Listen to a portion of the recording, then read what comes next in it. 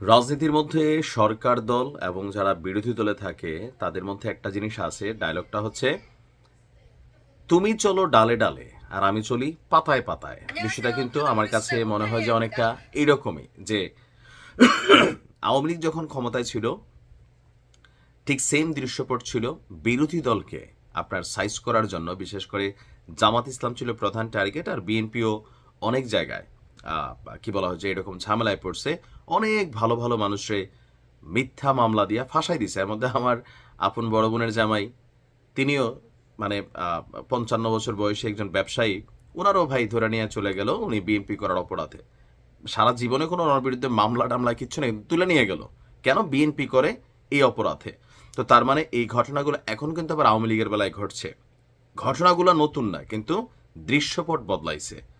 অপরদিকে আওয়ামী লীগ তাদের রাজনৈতিক প্রতিপক্ষ হিসাবে সরকারকে ভেবে নিয়ে তারাও কিন্তু এই সরকারকে বা আগামী নির্বাচনকে ডিস্টারবেন্স করার জন্য আসলে কিন্তু চেষ্টা চালাচ্ছে। এখন গণমাধ্যমের মধ্যে প্রতিদিনই নিউজ আসে। তো এই নিউজগুলোরও আবার আমরা ধরেন যখন যেই সরকার ক্ষমতায় থাকে গণমাধ্যম সেই সরকারেরই সাপোর্টিংয়ে নিউজ করে। আমরা যারা হয়তো অনলাইনে কথা বলি আমাদের দায়বদ্ধতার জায়গাটা একটু ভিন্ন, আমরা মোটামুটি কথা বলতে পারি। যাই হোক, জাতীয় সংসদ নির্বাচনকে বাধাগ্রস্ত করতে এবং জনমনে আতঙ্ক তৈরি করতে কয়েকটি জেলা থেকে ঢাকায় আপনার ছাত্রলীগ, আওয়ামী লীগ, যুবলীগের নেতাকর্মীরা আস্তে আস্তে আসা শুরু করছে, অনেকটা জামাতের স্টাইলে। এই যে জুলাই আগস্ট অভ্যুত্থান ছিল, জামাতের যিনি সিনিয়র নেতা ডাক্তার তাহের সাহেব বলছিলেন যে এই ঘটনাটা জামাত পেছন থেকে মানে বিশালভাবে অর্গানাইজ করছে, সাধারণ পাবলিককে কানেক্ট করছে। শুনছেন তো তাহের সাহেবের বক্তব্যটা। তো তারা দীর্ঘদিন যাবৎ পরিকল্পিতভাবে এই যে জুলাই আগস্টের সময় সারা বাংলাদেশ থেকে জামাতের নেতাকর্মীরা ঢাকা শহরে চলে আসছিল।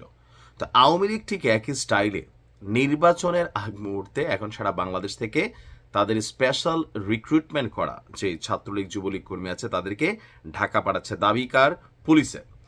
আর ঢাকাতে বিভিন্ন জায়গায় যে ঝটিকা মিছিল হঠাৎ করে বৃদ্ধি পেয়েছে বা সাইজ বড় হচ্ছে, পুলিশ বলছে যে এটা ঢাকায় বসবাসকারী কোনো রকম নেতাকর্মী না, এগুলো সারা বাংলাদেশ থেকে ঢাকামুখে আসতেছে। তো এদের কাউকে কাউকে টাকার বিনিময়ে মিছিলে পাঠানো হচ্ছে। গতকালকে একদিনে প্রায় 244 জন আওয়ামী লীগের নেতাকর্মীকে গ্রেপ্তার করেছে পুলিশ। গতকালকে আপনার শেরে বাংলা, তারপর হচ্ছে তেজগাঁও, বনানী, উত্তরা সহ বিভিন্ন এলাকা থেকে তাদেরকে গ্রেফতার করা হয়। আর পুলিশ বলছে যে রাজধানীর বিভিন্ন স্থানে এই মুহূর্তে ছড়িয়ে ছিটিয়েছে আওয়ামী লীগের নেতাকর্মীরা, যার কারণে আপনার বিভিন্ন বাসাবাড়ি, হোটেল, ফ্ল্যাট এই জায়গাগুলোতে আপনার আওয়ামী লীগের নেতাকর্মীরা এসে আত্মগোপনে বসবাস করছে। আর তাদের তথ্যই সরকার বা পুলিশের পক্ষ থেকে চাওয়া হয়েছে যে যারা এই তথ্য দিবে তাদের কি বলা হয় যে ধরেন পরিচিতি বা তাদের পরিচয় গোপন রাখা হবে। আর যাদেরকে গতকালকে গ্রেপ্তার করা হয়েছে এর মাঝখানে সেখান থেকে বলা হয়েছে যে ময়মনসিংহ, কিশোরগঞ্জ, গাজীপুর, গোপালগঞ্জ বিভিন্ন জায়গা থেকে আওয়ামী লীগের নেতাকর্মীরা এখানে যারা আসছে এরা আটক হয়েছে। আর এদের উদ্দেশ্য হচ্ছে রাজধানীর আইন শৃঙ্খলা পরিস্থিতিকে বিগড়ে দেওয়া এবং কি আগামী নির্বাচনকে সামনে রেখে ঢাকাতে বড় ধরনের ঘটনা ঘটানো যেন নির্বাচনটা সুষ্ঠু না হয়। আমার কাছে যেটা মনে হচ্ছে যে বাংলাদেশের রাজনীতি কখনোই ভালো হবে না, এটা এই দেশের একটা ট্রেন্ড।